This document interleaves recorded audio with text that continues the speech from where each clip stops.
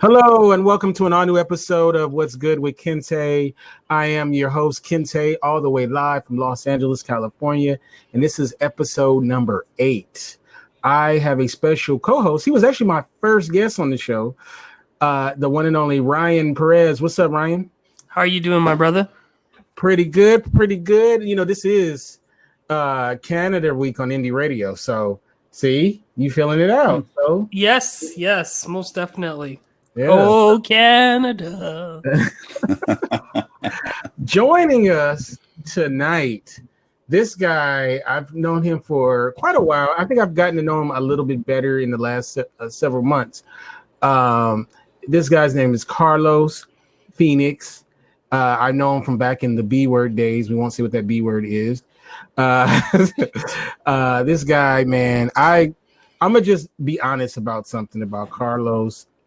Bobby, who's in the chat room, Leland, and Ryan too. I bugged the shit out of these guys trying to get technical information and all that kind of stuff. When people come to me and they want technical advice, you're basically bothering Carlos.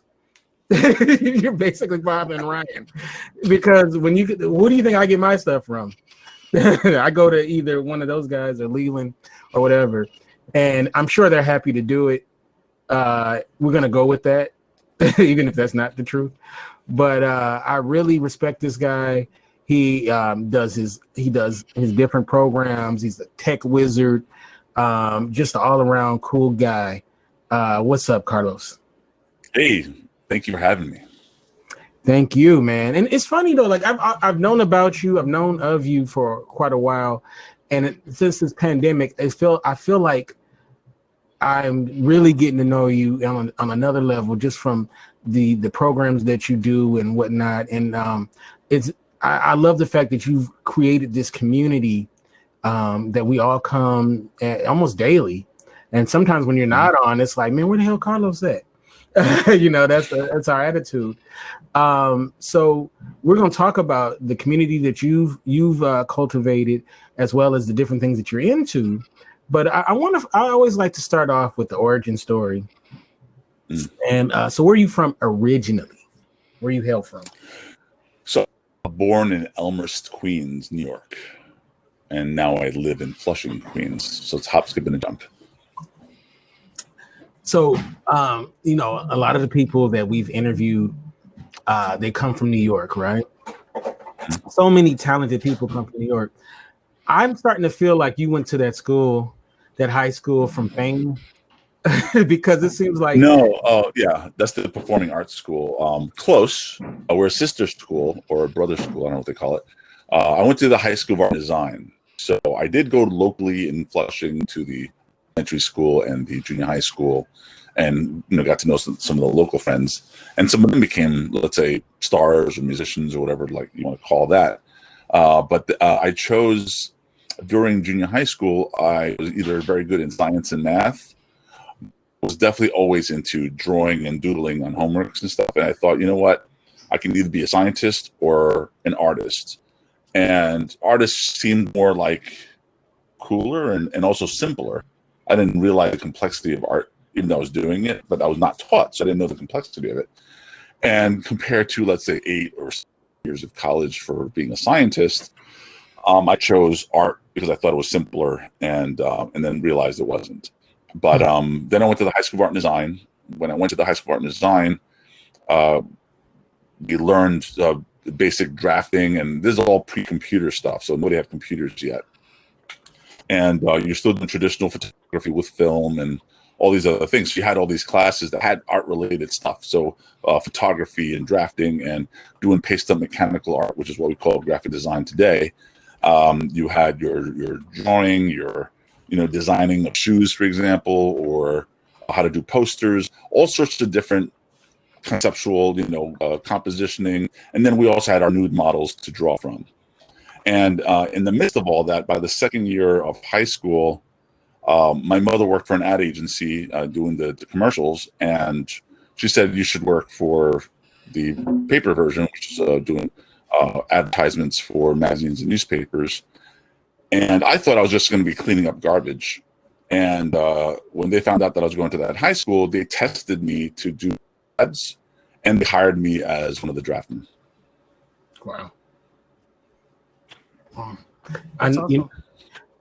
One thing that I always like to ask people is, at what point did you really know that this was for you? Like, was there that moment where, because I mean, we've all like wanted to do things. Like, I wanted to be a brain surgeon, and then I went to a high school where two things messed that up. I discovered girls, and also I realized I didn't want that life.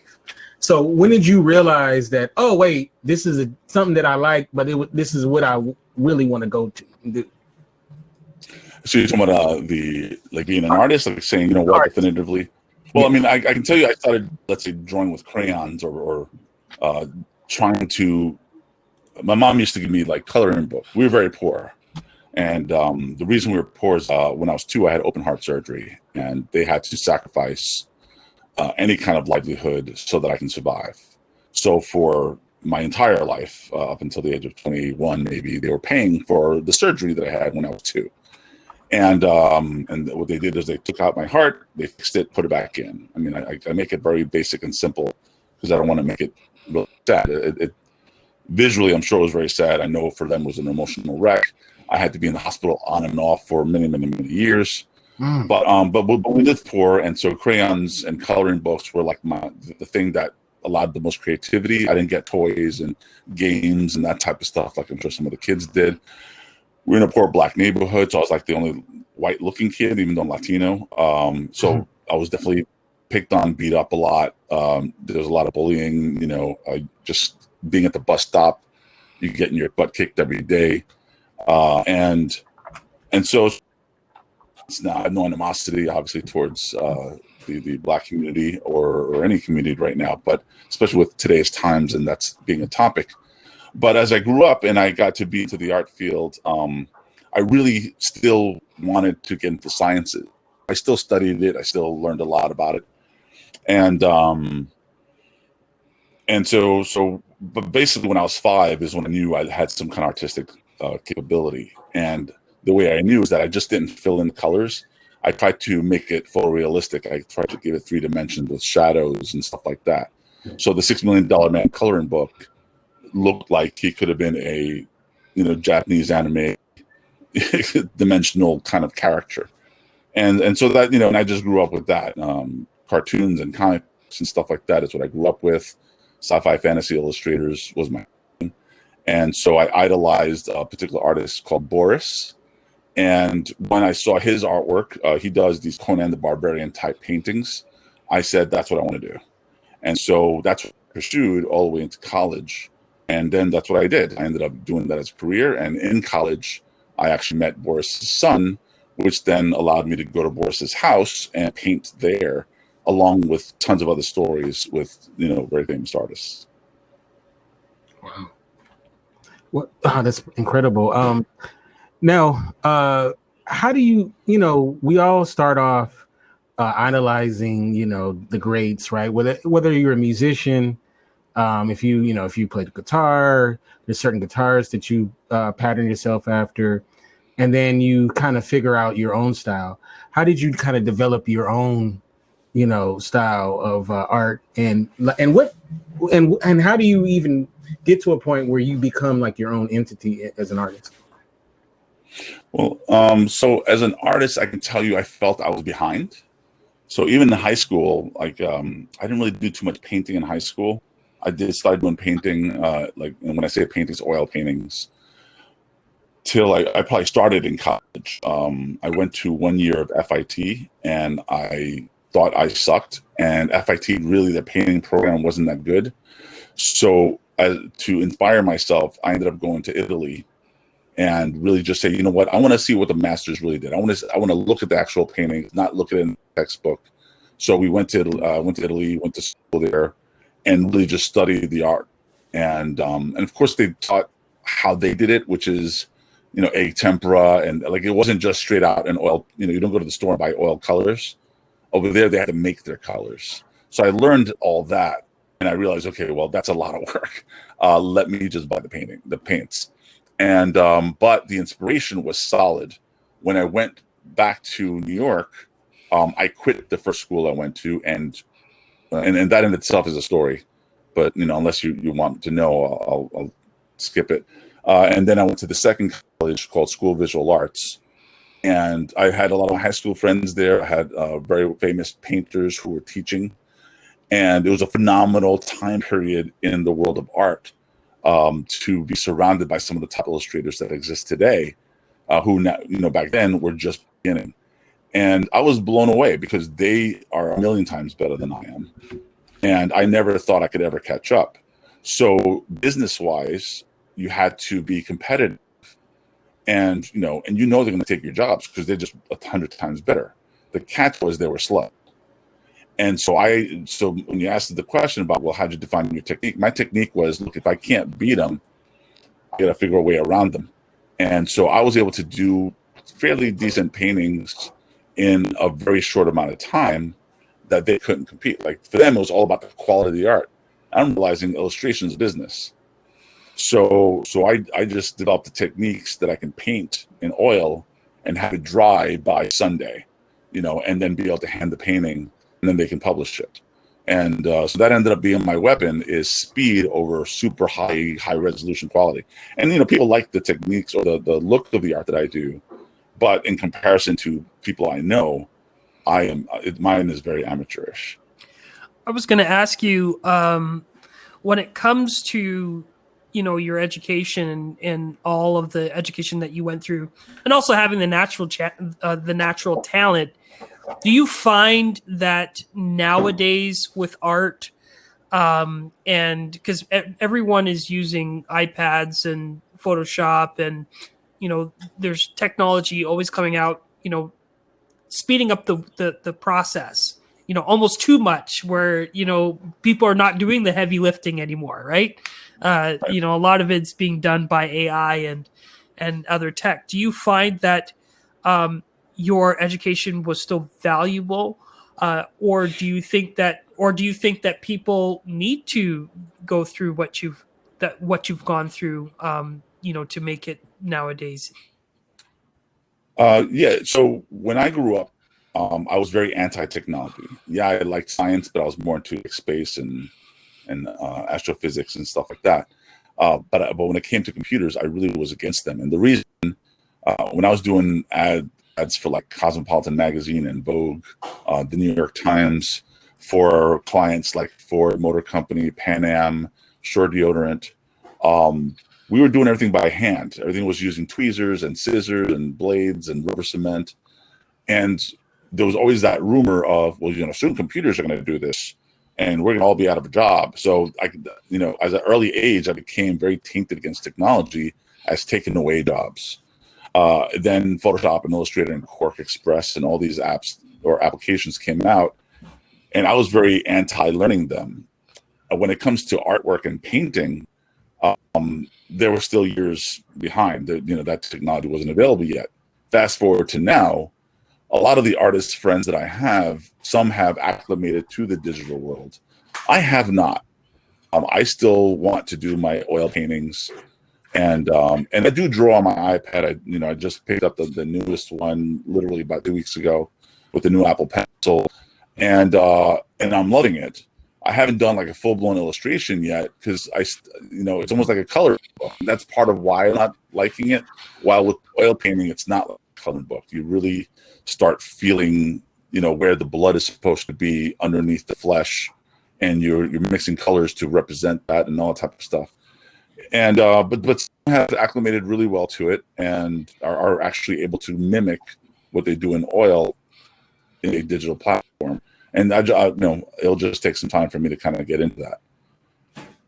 A lot of people have a hard time with the transition. Like, I know this a person who was an animator, worked for Disney and all of that kind of stuff. And then when they started doing the transition, he just couldn't transition, and got left behind, couldn't really get jobs, and he ended up killing himself. So, oh geez, yeah, well, that's not a bit. Yeah, no, well, part of the philosophy you got to get into there Mhm. Is it you, or is it your passion for the creativity? Mhm. So one thing that occurred is, I worked in illustration for a long period of time. At the same time, I was also working for film and television, doing art direction, building sets, set dressing, things of that nature. And so I went in between, back and forth with both different types of careers. And what I found is that, as long as you know, like the lighting, the compositioning, and basic concepts of art, uh, you can acclimate and use that in a majority, like a ton of different ways. So as long as the creativity, the core of what you are, is passionate and beautiful, you can tackle, uh, shifting from one type of another, as long as your core is all about creativity, imagining what it can be. And so that's how I transitioned, because at some point I had a car accident. I left all my careers, and I had to shift. I had to change. So I got into post production, video editing. I got into some motion graphics, not a lot. I don't do that anymore. And then we got into live streaming early on, and so all those kind of triggered other creativities in my head that made me not miss the art so much. But I still would love to do art. Now it's a matter of time. The creativity of doing lives and creating visual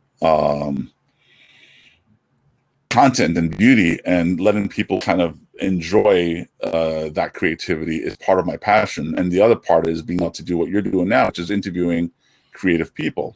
So my passion is just translated differently. And I said, okay, look, I succeeded in my career for a little bit, and it's okay to transition. Some people just are stuck and they don't want to change, and that's unfortunately all life is change. I mean, look at the past year, right? And that's for all of us. Everything changed, everything right under our noses. Nobody really got to lock it in, and so now we all have to pivot to possibly a different career, or possibly a different way of doing things. And that's natural, and it's beautiful, and we should embrace it. So whether it's creativity, whether it's your math or your science or whatever it is that you're deep into, there is another thing you can do with it, not to be stuck on one thing.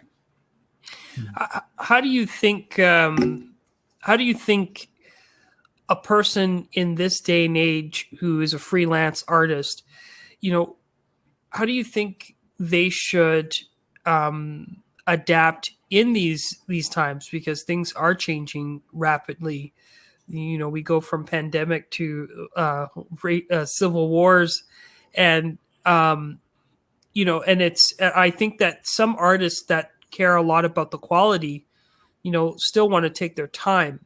But when you see in music and all these different in the art industry, in different verticals, you I think sometimes people feel like they need to rush through their art, so that they can make a living and so that they can establish their names.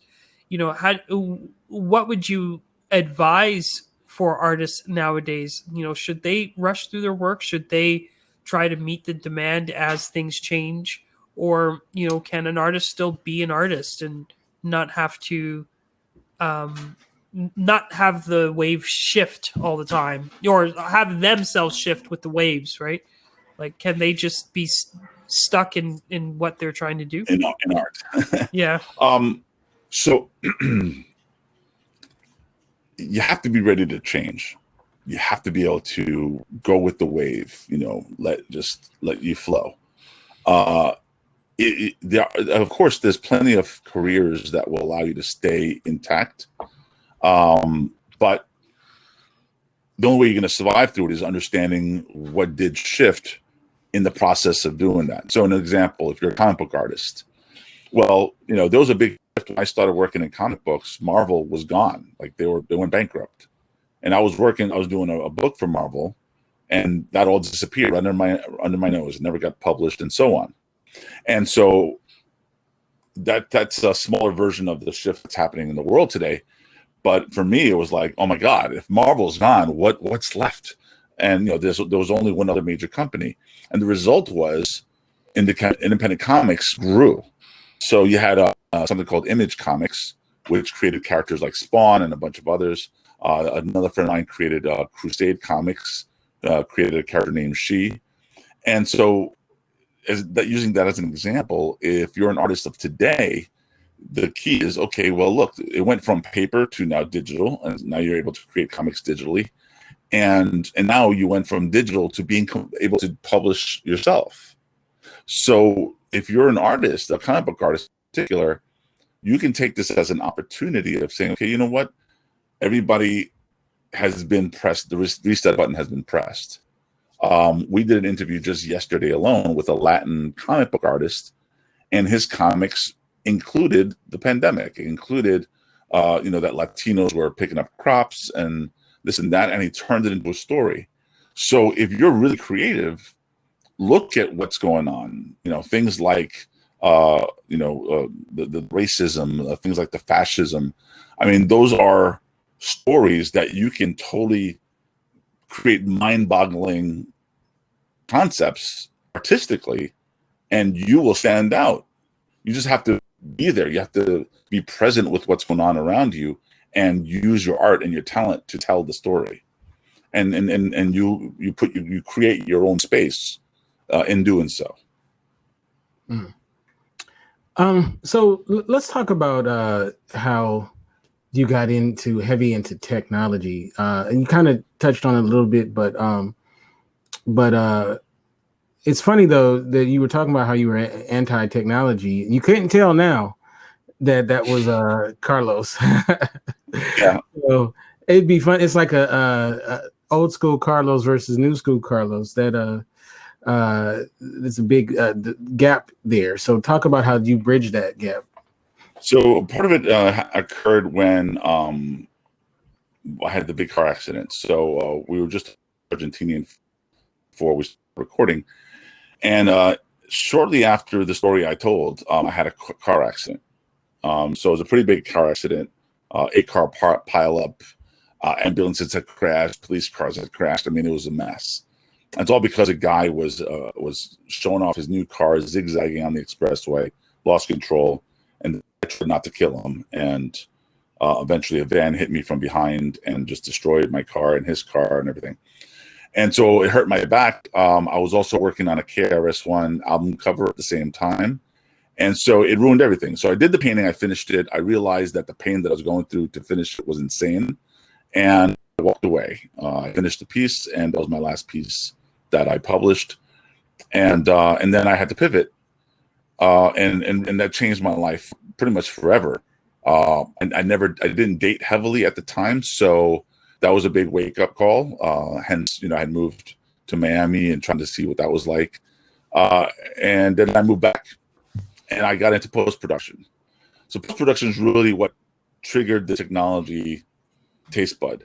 And at the time, it was just starting to transition, just like I talked about, going from paste up rubber cement, razor blades, tweezers, to Illustrator, Photoshop, and Work Express. We were still doing tape to tape. We were still doing, like, I remember we were doing an edit of Terminator 1 or 2, I don't remember which one, in preparation for Showtime, because I was working for a company called Broadway Video, and we were doing the commercials for like HBO and Showtime. And that was a big fat 1-inch tape that you're splicing by hand and putting pieces together and stuff like that.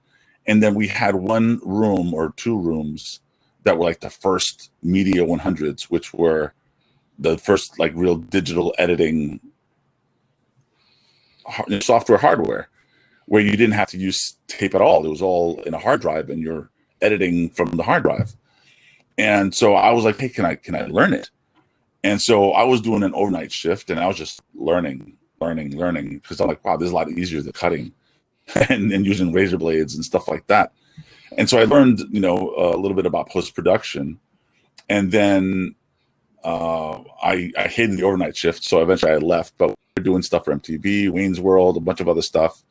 And that exposure kind of got me excited about it. Then the web happened. And so I started a little design company at the time called Realms of Design. And we were doing $500,000 websites. We were doing code by hand. Like, we weren't using Dreamweaver. We weren't using a bunch of whatever software was created to create websites, because they made them too big. And Yahoo at the time had limitations as to, if you want to be searchable, you had requirements. You have to be like 13 kilobits to be a qualifying web page to show up on the search engine. And Dreamweaver is making them 26 or a megabyte, and a modem was just too slow to make the website show up fast enough. So there's all these little fine details, and all those fine details just made it more interesting of how to develop techniques artistically to create very beautiful websites that were functional, but mathematically still be able to comply to the rules of the internet at the time. And this is before e-commerce. This is the internet bubble, the .com boom, or whatever you want to call it. And it burst everybody's faces because nobody had a way of making money. So they're spending millions of dollars on websites. We were going to all the parties. We were always in tuxedos, left and right. And then it all fell apart. And then that was the rebirth of the internet again. So there's a lot of things that happened in that time period. It was phenomenal, but at the same time, sad. Look, I got to do this as a hip hop guy, and I know you're not a hip hop guy, Carlos. I worked on a lot of hip hop videos. So I you casually mentioned you worked on a KRS-One album cover. Mm-hmm. And I put a little context for all you hip hop people out there. The album was called I Got Next, which is a classic record, dude. Yes. It's a great. I was listening to it the other day, and it came out. Yeah, I love that record. That's a great. I love KRS-One. He's in my Mount Rushmore. But that record is dope. So you don't realize this, but to be involved with something that awesome, that's extra great for you. So, I just can't let you casually mention, oh, I worked on this KRS record. It's like a great. Well, all right. So let's touch upon that a little bit. Mm-hmm. So at the time when I started, right before I quit doing productions, I've worked with on music videos for Keith Sweat. Oh wow. Well, the biggest one in terms of, let's say, music, since we're talking about that, was Busta Rhymes.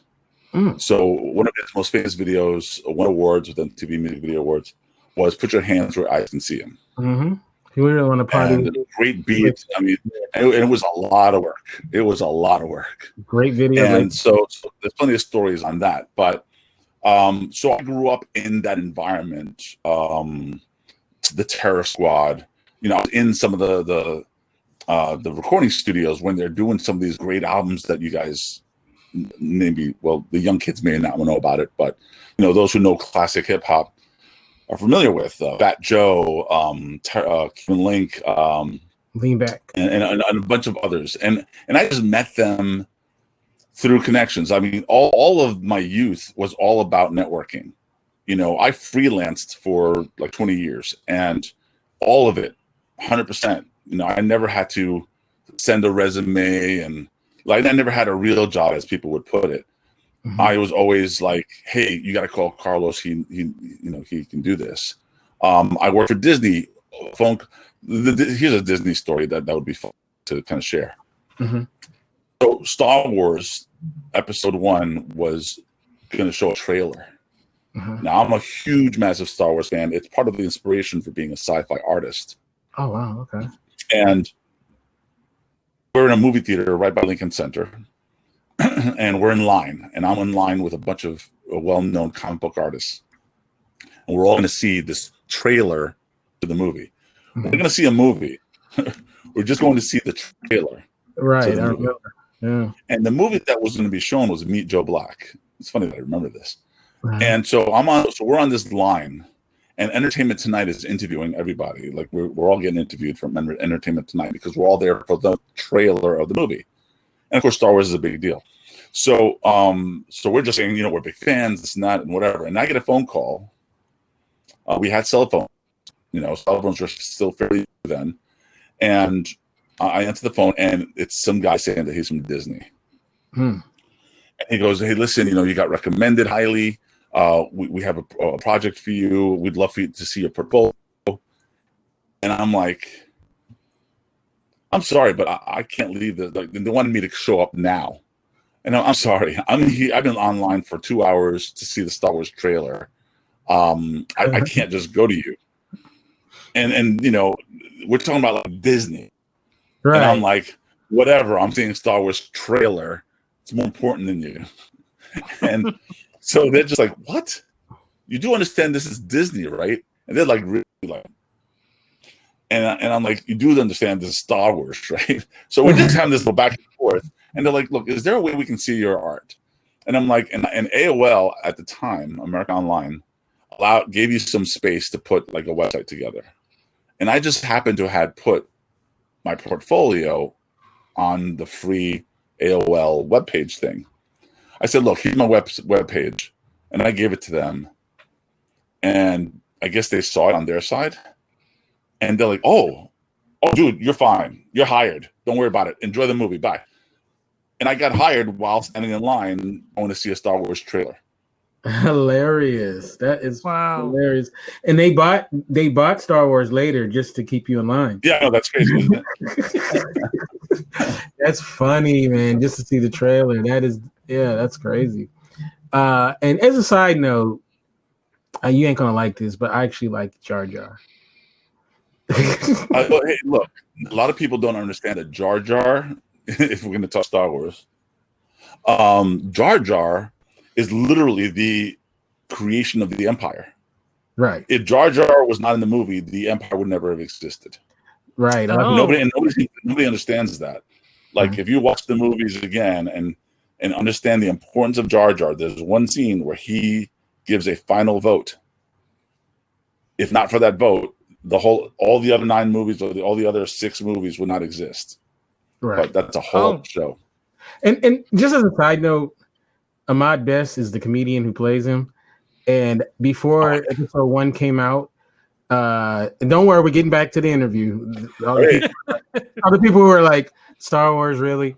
I saw like they did this thing about how Ahmad Best, this was like a big moment for him and all this before the movie came out. So I was when it was over, like watching the little piece they did on him, you could not root for the guy, right? Because it was this really cool piece.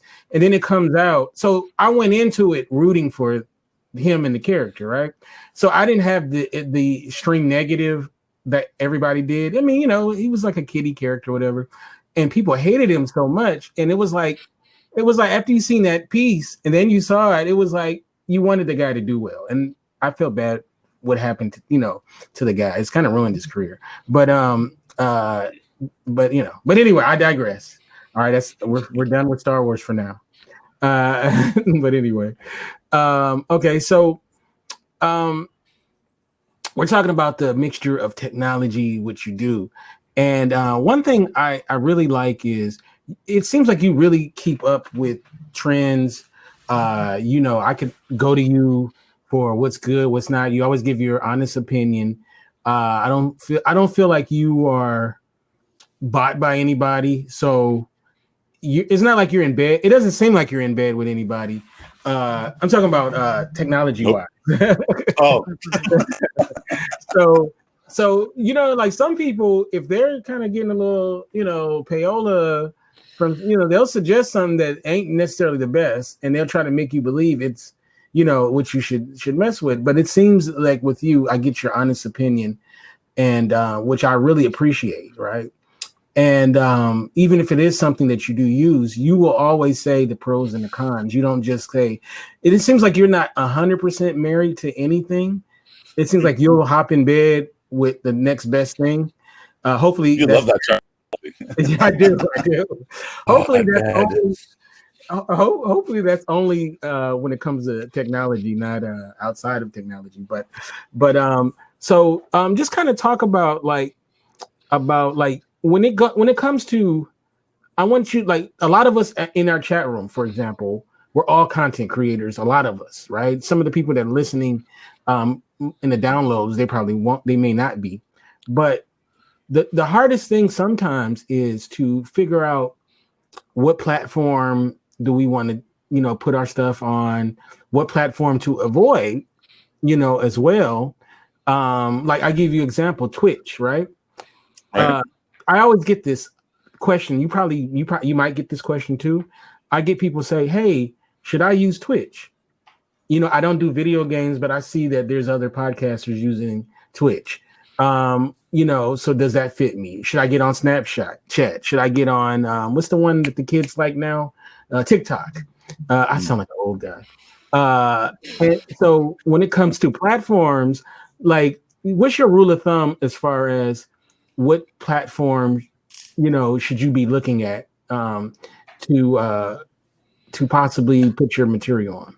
Are you one of those put it on everything, or are you like? Nah, see, so I'm more of the camp of, look, you only got 24 hours in a day. Mm-hmm. So personally, it starts with you. What are you about, or what is your content about? So that for me, it starts like that, and then who does that appeal to? Okay, so you keep it simple at first, and then you start looking at, okay, well, there's these 25 different platforms that I can just throw shit on, excuse my terminology, but how many will watch? So an example, we just did a big thing on Kinte Mayo, May 5th. It was a big event, had like tons of movie stars and famous musicians in the Latin community, and we streamed it in 9 different locations. And one of them was Periscope with people in Espanol. And so I was checking on the platforms to see how big the audiences were. And some were like 10,000, some were like 30,000, some, and then I go to Periscope, which, effort to get it onto that platform. And there was one. Right. So that kind of tells you something. And you can experiment. I mean, there is no rule, there's no law, there's no, and there'll be master classes and all this other stuff teaching you all this. There's no rule, there's no anything. It's really you understanding what your message is and what you're trying to say, and if it's going to be consistent in every episode and that type of thing. And then who is listening to it and where do they watch this stuff? And going to too many platforms, some people use multiple platforms, but what's the point in visiting the same person in 4 platforms when you just hit them up on one? Right. So in respect to that, I was very anti-Snapchat because there were certain things that they had in place that I thought were detrimental to children, and there was no way to stop them. And so I was very not into them, and everybody was like, all the social media guys were like, "Oh, go Snapchat," and that went nowhere. And then now, of course, TikTok. Oh, everybody, and I'm like, I'm not even going to bother. One, I don't care for their affiliation to China and a bunch of other controversies. But that's a fun platform, and there's people doing business stuff and all that stuff. But really, you're just now becoming part of the mush. So, if you as soon as it's mush, then there's less clarity. And so for me, it's like, well, I feel it's more important to be clear than to just do it because that's where the cool kids might be. Because then your message stays clean. The other thing is to understand what the rules are on each platform. So YouTube and Facebook, for example, have rules. You didn't read any of them. Nobody did. So you understand that when you're creating content on these platforms, they co-own your content. And they can do whatever the heck they want with your show. So they can make money off of your show. They can put in an ad and without asking your permission and all that stuff. And you can complain all you want. But you already said yes the day you logged in. So it really kind of comes down to what is your mission with your content and which one has the best agreement for you to make it more yours than theirs. So I use, Facebook but I understand that this is not the end all be all. So my mission is to eventually circumvent all of it and own my own, but create something that would allow others to own their own too, and still be able to be profitable or whatever it is the mission is. Speaking of which, creating your own platform, I know that you have the Lounge Network and a few other media outlets that really cater to the Latin community. And, I think that, when it comes to the Black community or the Latin community, there's not a lot of representation in the media. And I think that I have to, tip my hat to you because of your dedication to your community. But, how did you get there? I mean, I know that in previous broadcasts and whatnot, you had mentioned that, you consider yourself, from Queens, right? And, Yeah. And there's discussions, and I can understand where you're coming from when it's in regards to that, but you still embrace your Latin culture, and you really put a lot of people on your platform. So, why go in that direction? I mean, you've had so much experience working on film and working with celebrities. Why are you wanting to lift people up in your community? Can I say something to add to that? So basically, Ryan says he spent a bunch of time working for the white man. So why are you dealing with your Spanish brethren? Wow. Oh, so that's a good question. That's not what I meant. I know what you meant. Yeah. So, one, the last film I worked on was an Argentinian film, and they hired crew in the United States because obviously it's just easier to work with people that speak English, but they spoke Spanish, and so we had to work together as a team. So that was a little inspirational thing there.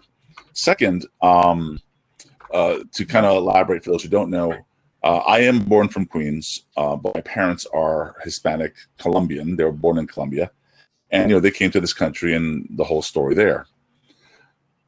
The key is, people. There's always been a conversation of, well, Carlos is Colombian, and then that person is Puerto Rican and the person is Dominican, even if they're born in the United States. The catch is, if I go to Colombia, they call me American. If they call me gringo, they call me, So the funny thing is, if everybody else is saying that I'm Colombian, but you're saying I'm American, what exactly am I supposed to be? And so I said, you know what? Let me clarify that. And my clarity is, I don't know squat about their culture. I know what I hear from my parents, but that's just like religion. Like it's all hearsay, and yeah, you can study it on your own. But there's no place to take a class about Colombian history here. So you learn what you learn and stuff like that. Netflix, just watch Narcos. Say again? Just watch Narcos on Netflix. Right. See, well, that's the thing. So, and then that leads to the other part of the conversation. Mm-hmm. So, I personally don't identify with, let's say, the culture I should be identifying with, which is my parents' culture. Mm-hmm. I more identify with the American way of thinking. And, when I go over there and I can't even wash a dish because I'm a man, and that's their culture over there. And I come here, I'm like, all I do is wash dishes when I eat and stuff. And I'm like, where's that mentality? So I don't identify with their understanding of their culture. I identify with that. well, but that's the thing. So I enjoy their music. I enjoy maybe an occasional movie or TV show. Mm-hmm. And then there is the stereotypes. Mm-hmm. And the stereotypes is a big thing. It affects all color communities, from Asian, Black, Hispanic, and I can go on and on. Amen. And the thing is, Hollywood is under control of a different mentality. So whenever they want to hire a Hispanic or a Latino, whatever they want to call it, it's usually with a stereotype. They're the maid, they're the drug dealer, they're the bad guy. They're, Isai Morales, who's a buddy of mine, just got picked to become the villain for the next 2 Mission Impossibles. Chances are maybe it has something to do with drugs. Who knows, right? He did another movie, also drug dealer. He did Ozark, another drug dealer. And so I'm looking at the people that I know and that I know are trying hard to stand out as Latin talent. All you get is the typical drug dealer, negative person, bad. And then so when you have the leader of the free world almost like re-enhancing that as if it's reality, you kind of say, and I'm not saying I'm the person to do it, but I definitely will be participating in it. So the idea is, let us highlight people who have the talent. Let's give them an opportunity to be able to create with that talent without the Hollywood, oh, well, we don't want your film. We need to offer our own distribution. We need to own our own distribution. We need to be able to allow them to really spread their wings. And it doesn't mean that it's going to be shows in Spanish. It doesn't mean that it's going to be all about Latinos. No. Right now, we did an interview with two co-stars in a show that's on ABC called The Baker and the Beauty. And the beautiful thing about that story is that it's a Latin family in America doing American things. It's not about being Hispanic. They are acting Hispanic. They know that they come from a Hispanic background, but it's totally an American life. And they're not trying to shove Hispanicism or Latinism or anything down anybody's throat. It's beautiful stories. It's love. It's family. And everybody should relate to it because that's what it is. And people need to understand that I'm not here trying to figure out where the next drug deal is going to be. I don't even drink coffee. I mean, you know what I'm saying? So I'm thinking, originally I started thinking I don't want to do something that everybody else is doing. Like, I don't want another HBO. I want another Netflix. The good thing about Netflix is that they're really tapping into some of that international talent, and that's great. I want to be able to have the international talent inside the U.S. have the ability to create. And so that's part of the direction that I'm going in right now. I appreciate that, man. That's great. Awesome. That's great. Because a lot of people don't realize that you don't have to just talk about our pain. You can just talk about our progress. You can talk about our success.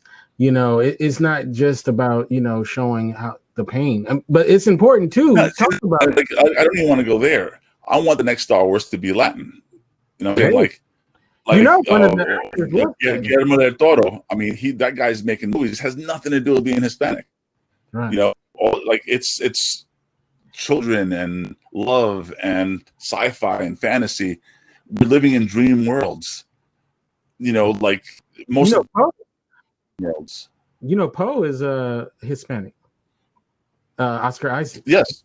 Yeah. A lot of people don't know that. And, John Boyega obviously is a Black person. So, and we're going to get to your point, Natasha. I'm going to make sure we get into it. And if you guys have any questions while we have him, this guy is hard to pin down sometimes. So, if you got any questions about anything, I think today he'll grant you with that knowledge. And Anna brings up Rick Nahara. Now, can I just say something before I get into my Rick Nahara question? You started doing the thing, Latino thought makers, right? And or at least I became aware of it because you were doing it for a while before I got on the train. And one thing that I really appreciate is a lot of people don't realize, and I'm gonna take myself out of it because it's gonna sound selfish, but what a lot of us do is really truly a gift, right? People are bringing to you people that you would never be exposed to. Not only this is different from like a pre-tape podcast. They're actually bringing you these people so that you can interact with them. You know what I'm saying? And there's a high value into that. And the reason why I say this is for some of us out there who are doing this on a regular basis. Ryan does it. Natasha's starting to do it. Olaf does it with me. And any other people that are out there doing their thing. Make sure you give them that love, and share, because it's really, they're giving a lot. And one thing that this dude does every Thursday is with Rick Nahara, and I'm going to let you go more deeper into Rick Nahara, is every week you have an outstanding guest that you bring to us. And I really appreciate it because people don't realize you don't just show up and just do this and it just happens. You don't roll out of bed, even though I'm not wearing any pants right now, but you don't just roll out of bed and do this. It takes a lot of work. It takes a lot of getting things together, making sure that people, on the phone, sending emails, You know what I'm saying? Like, it takes a lot of work to make these things happen. And I'm saying it so you don't have to. So allow me just to say this, because I really want people to understand is it is not easy, right? And you, my brother, my brother from Colombian mother, you do this every week, and I just want you to know, I appreciate it. I seriously appreciate it. And I'm sure I'm gonna speak for Ryan. I know he does as well. And you have fantastic guests. Like there's never a bad episode. Like you really, it's like your Rolodex. You know, it's a good thing you don't live next to me because I totally would steal your Rolodex. But I don't have one. It's all digital. Right, right. You know what I'm saying. So just talk about the show Latino Thought Makers and just where it comes from. Talk about Rick Nahara and why it's such a labor of love for you. So one, I did not create Latino Thought Makers, so I just want to make sure that that's cleared up. But I'll tell you where it came from. So a few years back, I lived in Atlanta, married, had family, all that good stuff, and I'm not married now. So when I was living in Atlanta, I was getting involved. I started these businesses that had to deal with the entertainment industry, for music and for the concepts I'm still pursuing today were being born. And some of the technology was available, some of the technology was not.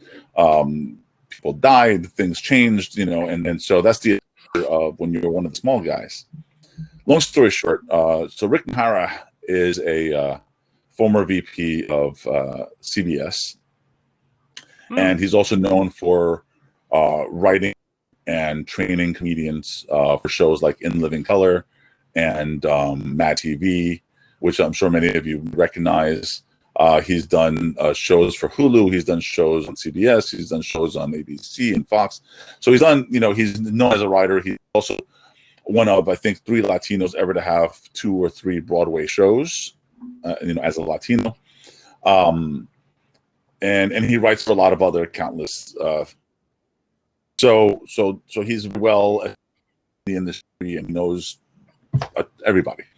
I don't know everybody, but at the time, I was a brand ambassador for the Georgia Latino Film Festival, and in doing so, one of my concepts using live streaming in its early days, right about when Facebook first started allowing live streaming, was to create a show to interview celebrities that would be participating in the Latino Film Festival to help promote the Latino Film Festival. So that's where I met Isai, and that's where I met Rick and a bunch of other great talent I'm friends with now. But fully produced content that that you would not have been able to do back then.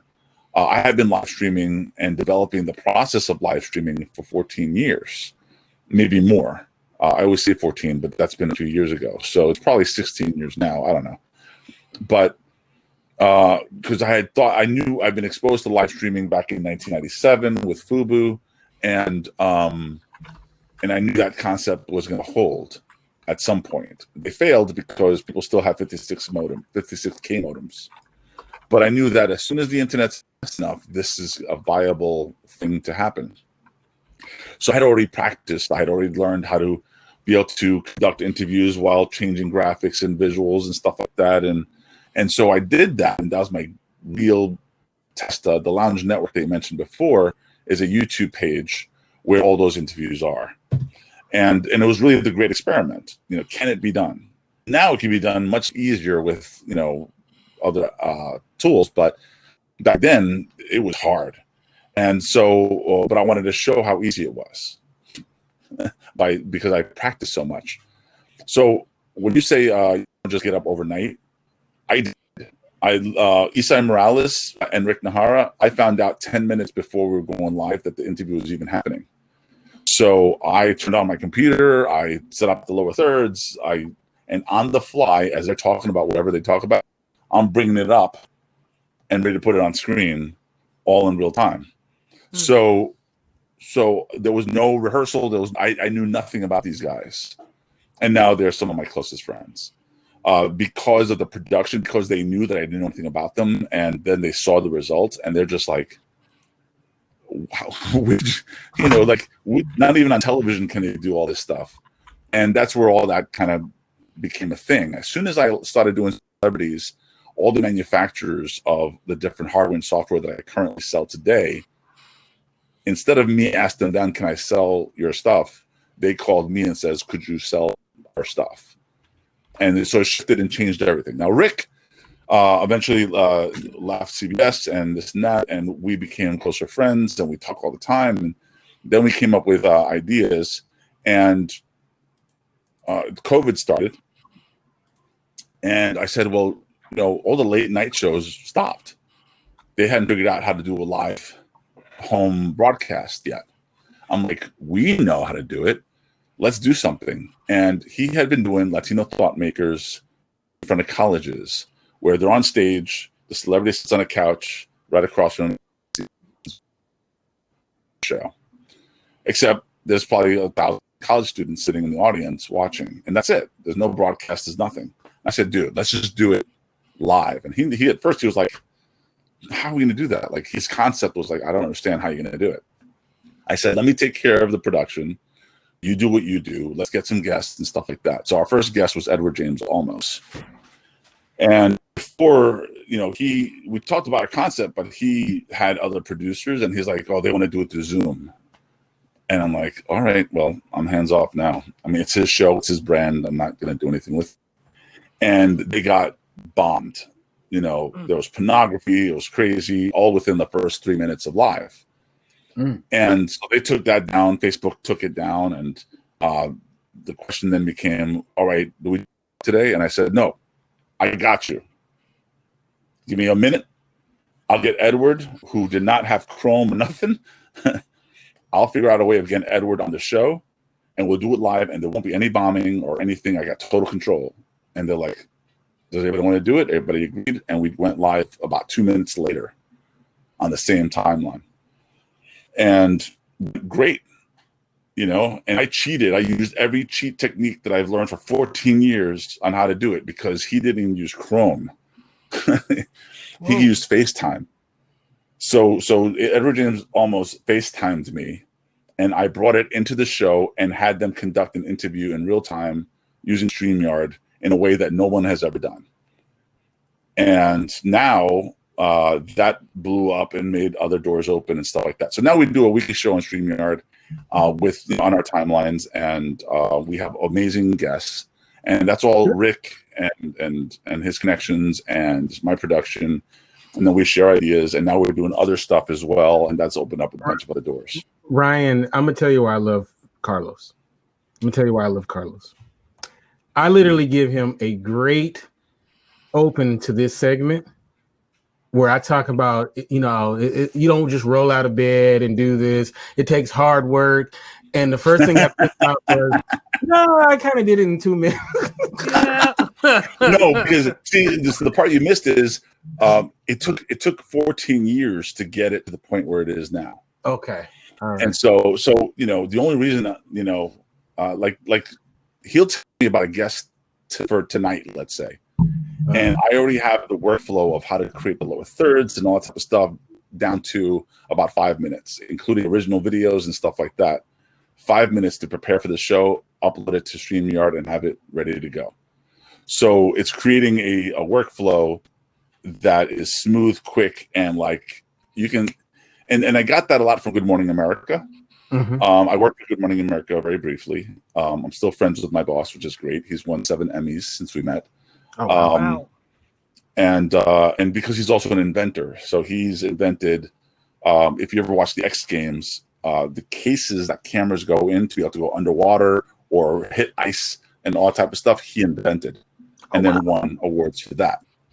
So I will say, looking back, because you got to understand, this is my regular, typical life. So no outside in, it's like, how the hell do you know these freaking people? And me, it's like, well, how do I not know them? It's almost like growing up in the neighborhood. And the KRS-One, I met Chris, who's KRS-One, through a producer who, Chris Parker. Yeah, through his producer of that album. And his producer had never won any awards, anything like that. We met, and I was very persistent. I always bothered him. And he's like, look, Carlos, if you want to, if you're going to bother me, just come over to my studio. So I went to the Bronx where they were actually recording I Got Next. And it was his personal apartment, and Chris was there, and he introduced me, and I brought some artwork. And Chris loved my artwork. And so a year later, Jive Records calls me and says, Chris insists on having you. We wanted to do photography, but he wants you. And there's more details to the story. There's actually a point in time we're on the phone with lawyers and KRS-One as he's in a Jeep in Arizona, and he's getting pulled over by the cops on the phone as we're talking about all these ideas that he has for the album cover, where the lawyers are saying, we can't do that. We can't do that. He wanted Disney to be destroyed. He wanted Tupac and his tomb. He wanted all these different elements. And the lawyers are like, no, no, no, no, no. And I'm just like on the phone as he's getting pulled over by the cops. And fast forward, so we did the album and all that type of stuff. It was a great success. It went platinum within the first week and multi-platinum and all type of stuff in Asia and everywhere. And so it was great. And then I lost touch because I got really busy with other jobs and doing all the stuff that I explained just now. And it's now 20 years later, and I hadn't spoken to Gordon Williams, who's the producer. And I just called him up, I don't know, maybe 6 months ago, out of the blue, because I was in my heart and mind, I was in a point of appreciation. And I was like, you know what? I need to thank certain people that I never really thought I gave my thanks to. And it's because I was reflecting, I got married and this and that, and I walked away from a lot of people. So I was trying to walk back in. And so, I didn't think he would remember me at all because we, didn't really keep in touch. And I called him and I'm like, hey man, I don't know if you remember me. And I had to get the phone number through other people. I don't know if you remember me, but I did the KRS-One album cover. He's like, Carlos, oh my God. And I'm like, are you kidding me? Like, he was like celebrating me. I mean, all this stuff. And I'm like, why? He's like, I understand. So I was and he's telling me how the old studio should be rebuilt. And I should go and because he was having a little lapse of creativity. And he's like, well, go back to where you were inspired. And he said that the biggest inspiration he got is when I was there with Chris at the same recording studio talking about the album and the album cover and all that type of stuff. And so he has this conversation with Quincy Jones, and then I call out of the blue. And to him, it was like a big-ass sign, like, that's what you need to do. So he invites me over to the studio. We go meet. And then we're talking about the past and all this stuff. And he's like, dude, you understand, you inspired me in so many different ways, this and that. And I'm like, how did I inspire anything? Like, I did a painting. And he got 8 Grammys, since we met, with Lauryn Hill, Will Smith, all these great artists. And I'm just like, my mind was blown. Like, I have nothing to do with this. He's like, you don't understand. You got to take credit where it's due, this and that. And I'm like, okay. And so I'm fascinated sometimes with my own stories because I'm seeing all these great creative people succeeding in ways that I never would have thought. And I have to just appreciate any participation I have at all in any of it. So being able to do these interviews and stuff like that allows me to go back in time, because a lot of these people are people I get to go into stories, like directors from Disney who were people I went to high school with. And I get to bring those stories to people here and share them in ways that are different from television, because we can talk about how we had sketchbooks in the bathroom and got to draw, inspiring paintings while we're taking a dump. You know what I'm saying? Right. Like, you can hear those stories from Walt Disney or any animator or artists and stuff like that. And we get to have that kind of sharing, and it's great. You just talked about 8 Emmys after knowing you. 14 Emmys and 8 Grammys. So does that mean me and Ryan are going to get a YouTubey or something since we know you? It's possible. I have another friend of mine that I trained how to edit. I taught him how to do Premiere and Final. And he just got his first Emmy last year. So good luck. Hey, man, I was gonna. One of my questions for you, because I find you to be a remarkable guy. I have a lot of respect for you. You're when people give you the time to talk, if it's not about your history, you're pretty intelligent about a lot of different aspects of life. And you are also very passionate about civil rights and things of that nature. So I've kind of seen you kind of unravel your layers, are starting to get to know more of your layers as I get to as time goes on.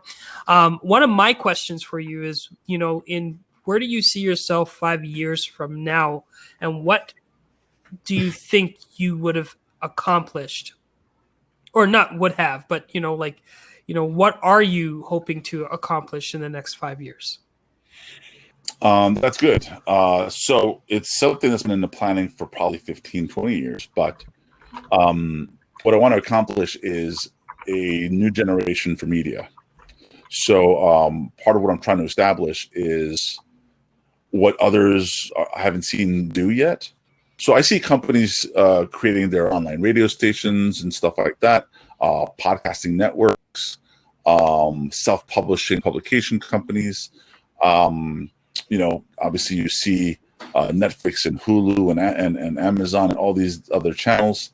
And what I want to do in the next 5 years is create all of that under one company and create a competitor that is not influenced by Hollywood.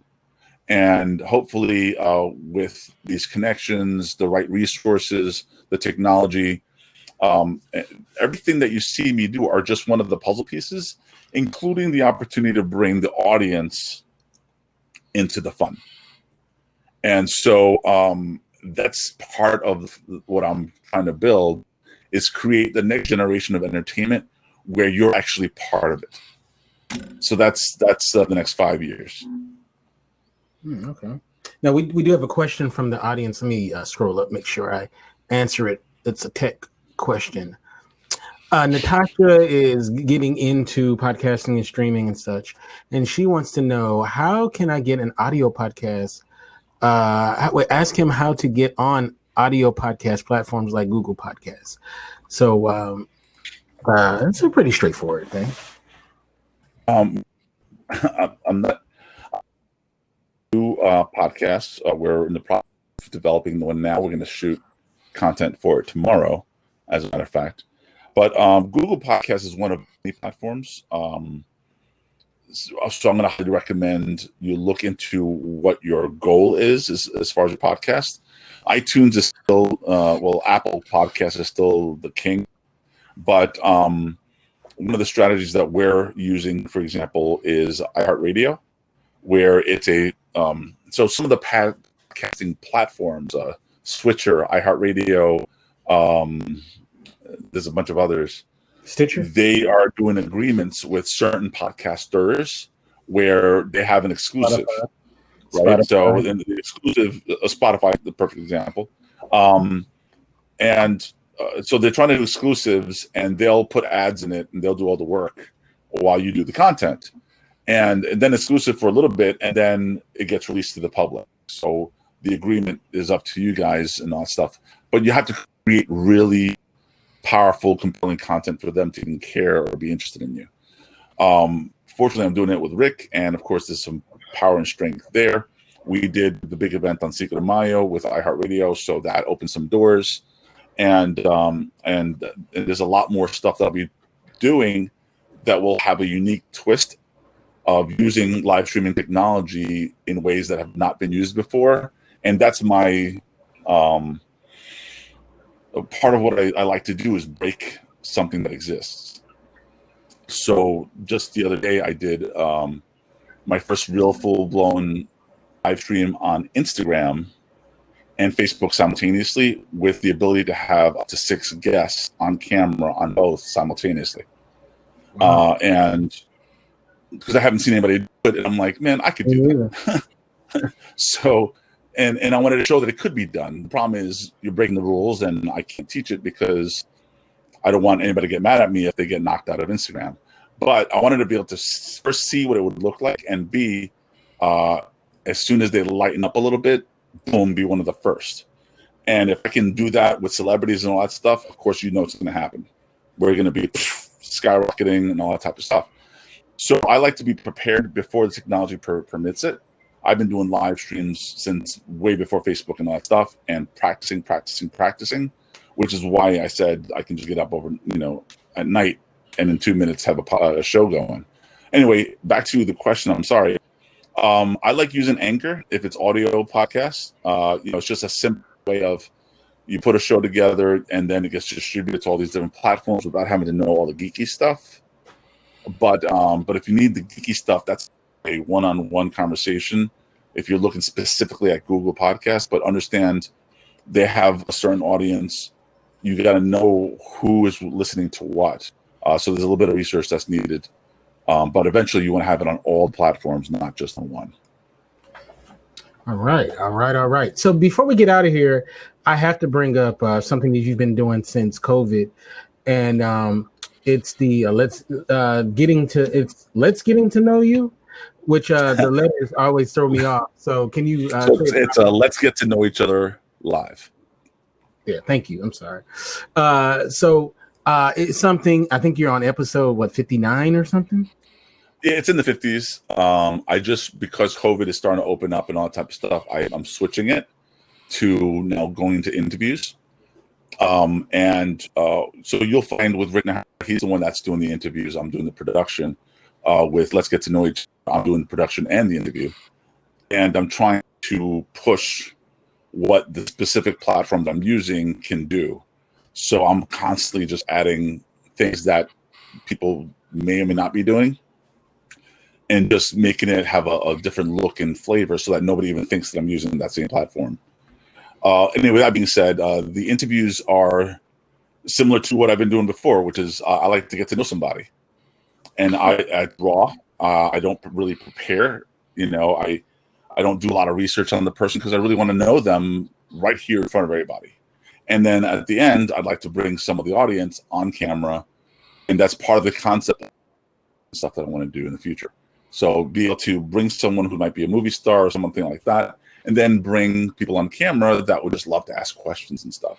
So we did that with Isai Morales. We did a 5-hour Let's Get to Know Each Other with Isai Morales, and he was there all 5 hours. And we brought people on camera, and they talked, and we get to learn that they're just normal people like everybody else. Mm-hmm. And it just kind of allowed. And so when we normalize everybody, having the concept of being able to bring them together becomes a little bit more feasible.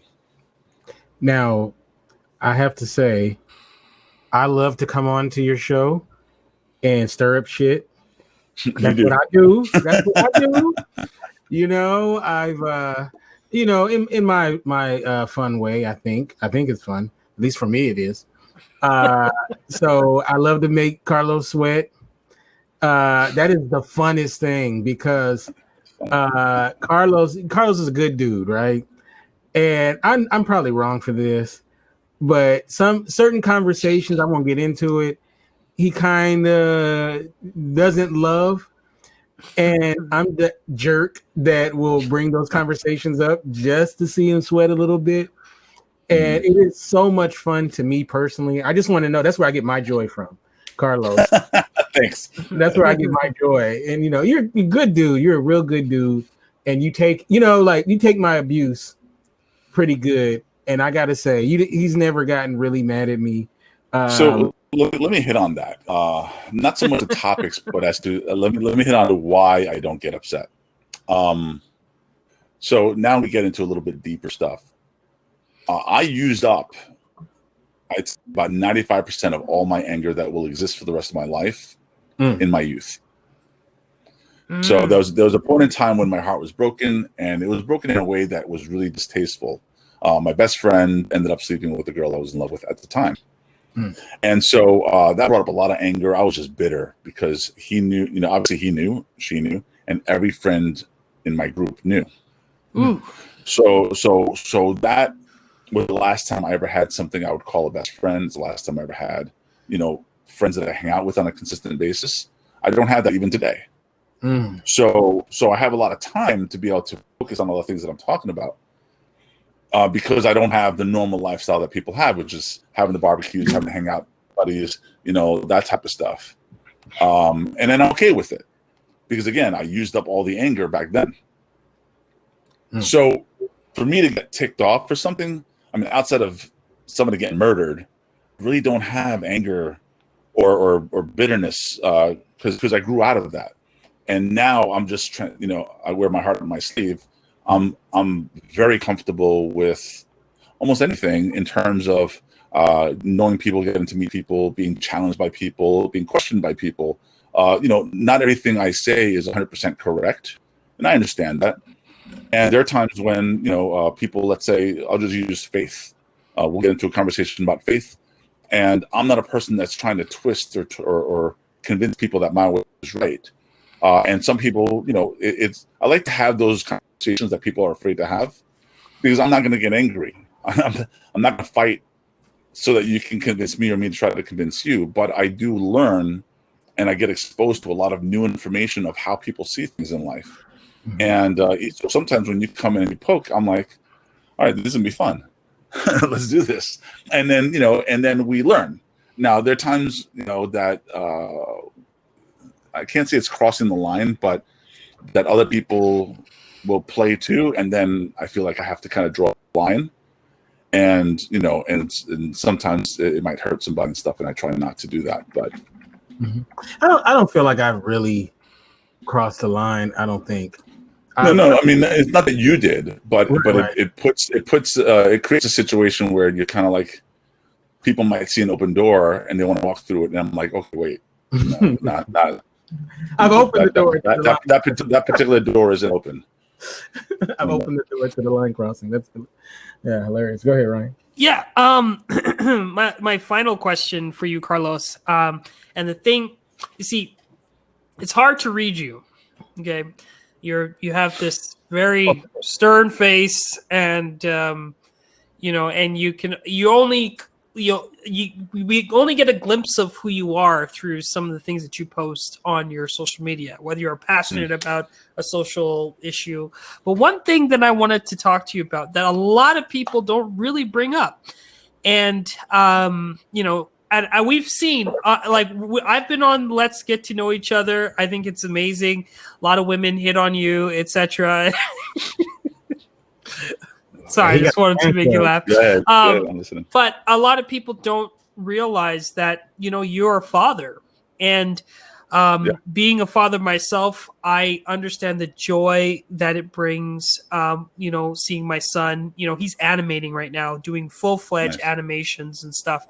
And I know that one of your daughters, she graduated, and then you have another daughter that comes and sees you, and then you guys do all kinds of fun stuff. With your camera, you guys are just doing a lot of goofy things together. And I just wanted to just get a glimpse, like, what type of father are you, and what are your aspirations for your children? Great question. Cool. So I have two girls. One is my stepdaughter, and one is my blood daughter. And but I love them both dearly. My stepdaughter, I've been her dad since she was 4, and so I know what it's like to be, let's say, a stepdad and tackle everything that comes with that. One, I'm very strong-minded in terms of what I hope their education is like. I help them with their homework. I'm very into being a family man. And so there's a lot of love there. All they've ever seen, regardless of the divorce, is love. They've never seen me angry, mad, fight, big scenes in the house, none of that stuff. I don't drink, so alcohol in the house, nah. I don't smoke, so none of that was ever in the environment. I was always very focused on sharing, creativity, sharing what my world was like and how it may be different from everybody else's. Now, as they grow up, they're like, "Oh, we heard that story, Dad." They get to them talking about celebrities and stuff.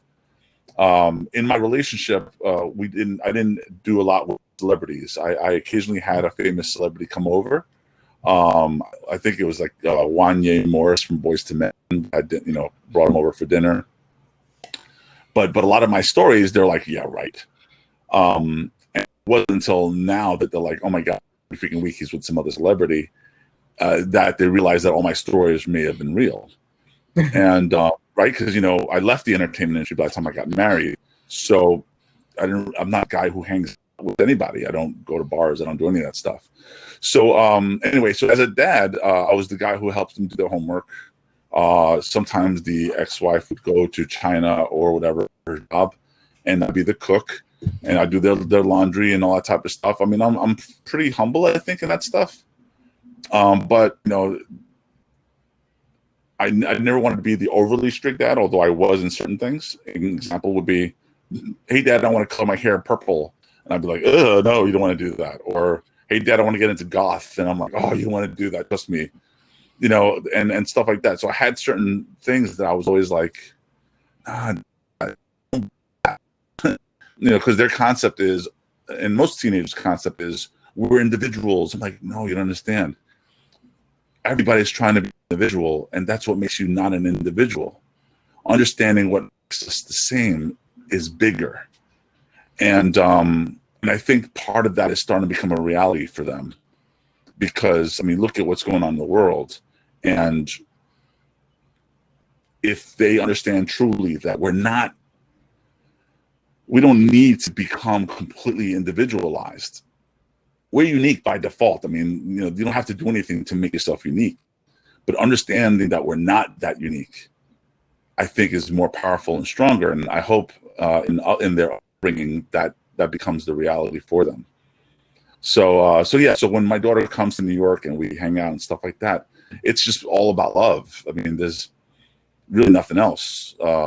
Whenever she's ever been in trouble, whether it's with her mom or with friends or whatever, she calls me. I'm her buddy. I'm her dad. And I give her the advice that she needs to hear. And there have been times when she would be scared, maybe a lightning storm, and she's in another state. And we'd FaceTime until she's asleep. And we wake up tomorrow morning on FaceTime. Oh. And I don't have a problem with that, Oh, man. I have to say, both you and Ryan, when I kind of got to know you guys from a father standpoint, it did up the. I don't want to just say like I didn't have respect for you before then, but like it's just something about when you hear the kind of parent that some people are and how much it just gives you another view of a person. And I've heard you talk about your girls before and stuff, and it always kind of, and the same thing I see Ryan with his son and all that. I don't have any children, but I have been called daddy before, but that's another story. So,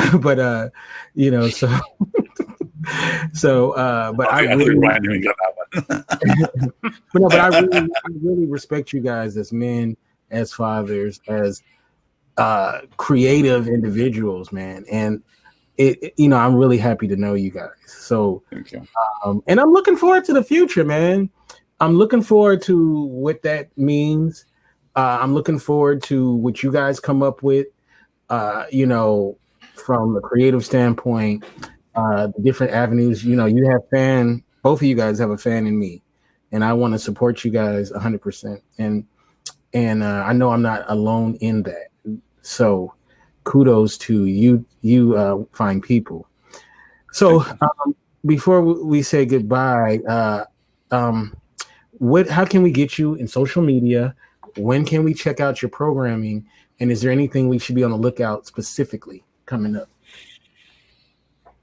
Well, I mean, Carlos Phoenix pretty much in all social media. I do have other business names that are in social media, but you can find that on my profile. And same thing with Instagram and stuff like that.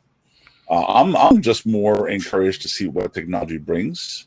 I'm a little saddened at the concepts that the world has right now in terms of what is our reality.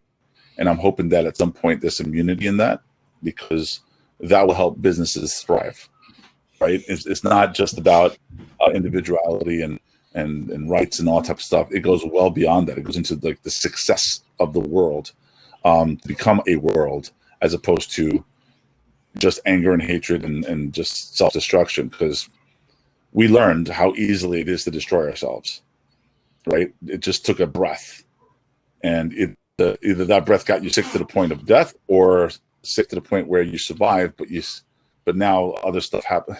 It's crazy, this world that we're in. Anyway, but yeah, that's my social media. In the future, hopefully, everything I talked about will succeed, and if not, I'll change with the times and make sure that it can become something rather than nothing. I have no expectations, no fear. It's just all about thriving forward and seeing what we can make of it.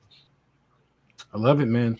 And just for people to know, not only does he have great information, great knowledge, but very forthcoming about a lot of stuff with his life, with his career and whatnot. And you know, I mean, you really you share quite a bit, and it's always, I think, it's not on the. It's funny because some of it might be sad or whatever, but you don't. I don't feel like you're doing this. You're just explaining what's going on in your life. So, let me elaborate a little bit on that, because I've explained it before, but since we're in the context of this, really quick, 10 maybe 12 years ago, I had suffered a stroke, and in the process of that stroke, I didn't have any physical damage per se, not externally, but it caused short-term memory loss.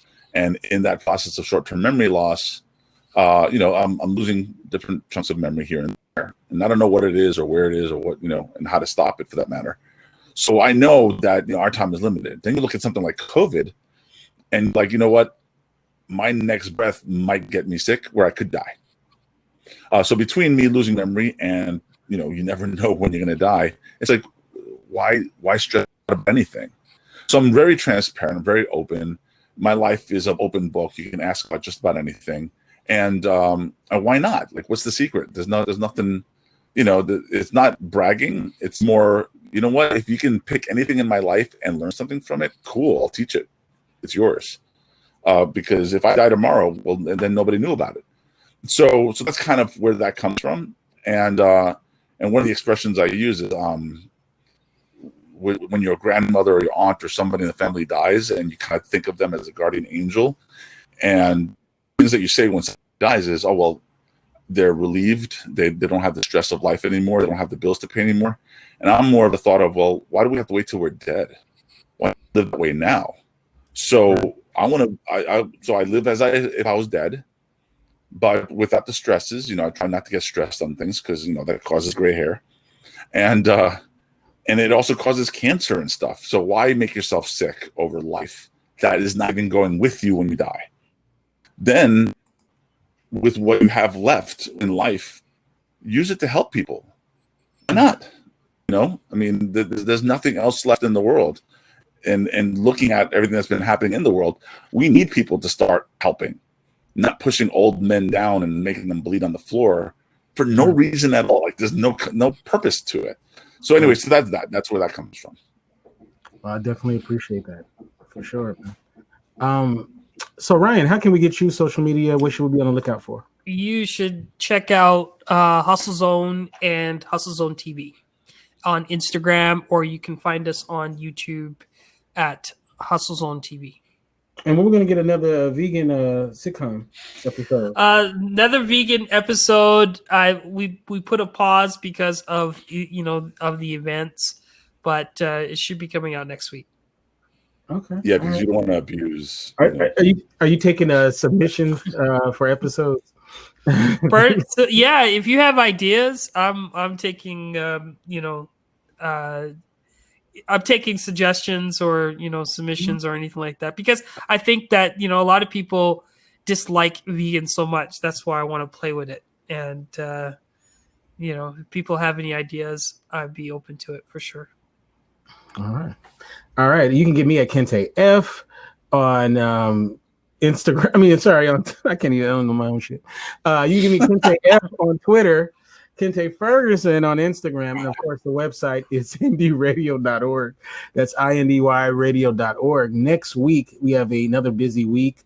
Monday we're going to be doing another Men and Women Talk to Mars Venus show. We're going to be talking part 2 of our Black Men and Vulnerability episode. We're going to do it it's still going to be on Get Vocal, but we're going to do it from StreamYard. So we'll be able to allow more people to join that conversation. And also Thursday night, we're going to have a special Mars Venus episode. We're going to have a poetry night, and people are participating. We're going to have an open mic as well as people who are going to be scheduled to come on. And I'm working on a couple of other shows for next week as well. So hopefully Ryan will come through and do something. And I'm going to read something. I'm not a poet. I'm going to either do a freestyle or maybe I'll read some poetry that really moves me. So a good friend of mine, Alvin Grimes, is going to come through. I was so happy. He's a great poet and musician, a good friend of mine. He's going to come through, and some other people. So if you want to participate, let me know. If you want to share something, so we are accepting people to come on. So with that said, you guys will, I'll be on for a little bit for a post chat, but you guys have a great rest of your week. God bless you. And or actually we're on the weekend now, right? It's Friday. So have a good weekend. God bless you guys.